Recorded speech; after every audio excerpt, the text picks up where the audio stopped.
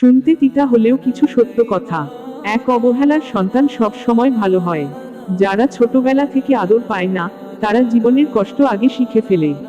তাই তারা শক্ত হয়, দায়িত্ব নিতে শেখে। দুই খারাপ সন্তান সবসময় বাবা মায়ের যত্ন নেয় না। সব সন্তান একরকম হয় না।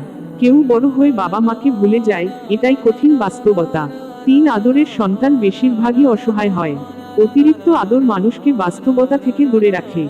কষ্ট না জানলে জীবন সামলানো কঠিন হয়। চার গর্ব করা সন্তান বেশিরভাগই নষ্ট হয়ে যায়। অহংকার মানুষকে অন্ধ করে দেয়। যে নিজেকে সবার চেয়ে বড় ভাবে, সে শেখার সুযোগ হারায়। পাঁচ শিক্ষিত সন্তান বাবা মার থেকে সবসময় দূরে থাকে। পড়াশোনা, চাকরি, স্বপ্ন, এসবের জন্য অনেক সময় সন্তানদের দূরে যেতে হয়। দূরে থাকলেই ভালোবাসা কমে যায় না, কিন্তু দূরত্ব তৈরি হয়। ছয় মূর্খ সন্তানরা বাবা মার পাশে থাকে। সব সময় পড়াশোনায় ভালো না হলেও অনেক সাধারণ সন্তানই বাবা মার কাছে থেকে তাদের দেখাশোনা করে।